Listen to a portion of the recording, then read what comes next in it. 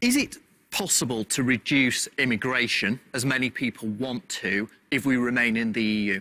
Look, the people of the United Kingdom have no objection to people visiting the United Kingdom for a holiday. They have no objection to people wanting to come to study in the United Kingdom from other parts of the European Union. They have no objection to people coming and working in the United Kingdom. What they do object to is people having access to free welfare services without having made a contribution. And that has been solved. It may be that that perception has been given to people by people like Paul, who continuously keep repeating this message. Sorry, in actual fact, the position is very different. And seeing as we're dealing with immigrants and foreigners at this moment in time, it's also interesting for me that if the president of our closest ally, the United States of America, says it's good for the United Kingdom to remain in the European Union... We've done well listening to presidents of the United States over the years, haven't we? Wouldn't have gone into Iraq if it wasn't for George W. Bush. Stick to immigration. OK, I'll stick with immigration.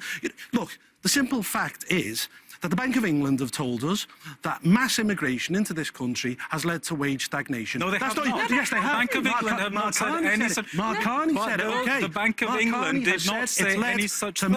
It's led to wage stagnation. Let me finish. Just because you repeat something ever louder doesn't mean... Just let Paul finish. Let me finish. Look, with facts, right? Here's facts.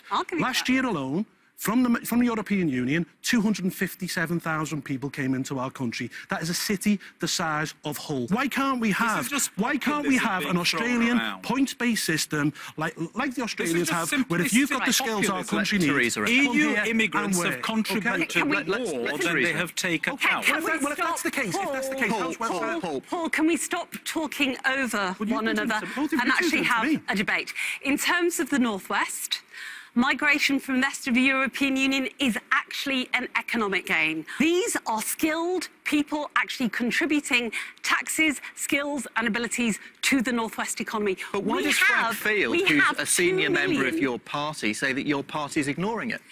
I was in Birkenhead. My pleasure to be in Birkenhead. He's popular, very popular. It was my pleasure to be in Birkenhead a few weeks ago and actually to talk to his own CLP. And I can assure you that the vast majority of people in Merseyside understand that Merseyside has had over £1 billion worth of investment into the regeneration of Liverpool. You remember, European Capital of Culture transformed the city of Liverpool. We are now on an international stage, punching our weight as an international city. Thanks to the European Union. Do you know that for every £2.88 that Merseyside puts in, it only gets £1 back? That is incorrect. And it's £2.99 in Manchester. That is the economics of the Met. Calm down. But it's the economics of the Met House. Allow the British people to have... Don't say that. It got David Cameron. Sorry, calm down again from the Tories. Sorry, Sarge. Good Lord. The economic case doesn't make sense. It doesn't make sense not to you. On immigration at all. You know, well, actually, you know that money that we save. Ask the worker at Vauxhall whether it makes sense. Ask the worker at Siemens whether it makes sense.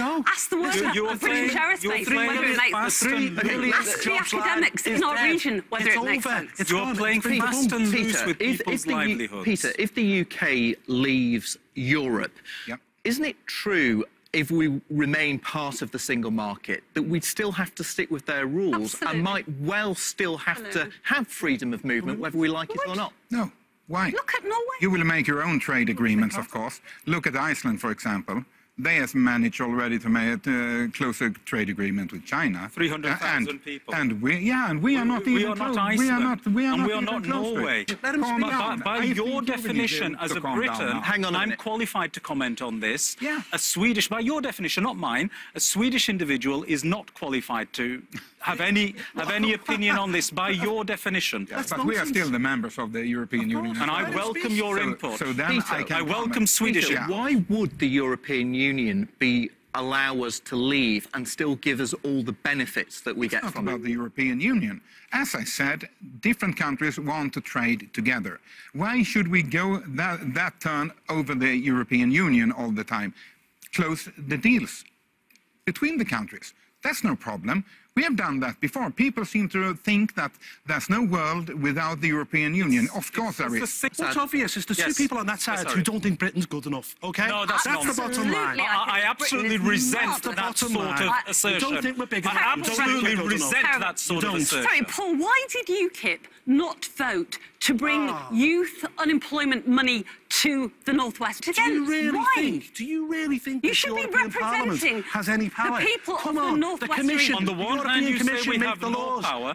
On the other hand, you say we have all the power, and the European Commission don't have any power. Make the laws. You can't have it both ways. Right, and have it in secret. If I'm in your hand. Legislation. Well, on that moment of harmony, we leave it there for a moment, because for those of you who don't think we tell you enough about what's going on in Brussels, here's a special treat, our EU Roundup in 60 seconds.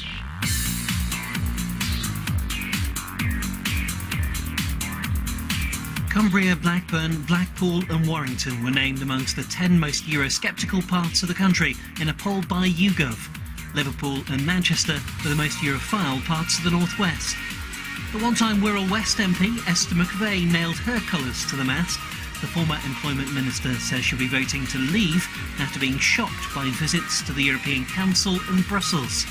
But bosses at Vauxhall, which employs 2,000 people at Ellesmere Port, say they want the UK to stay in. The motor industry contributes £16 billion a year to the economy.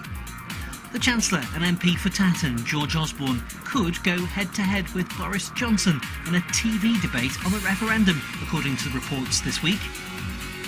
And Manchester United keeper David De Gea and striker Anthony Martial might not qualify for a work permit if the rules changed after Brexit, according to The Guardian.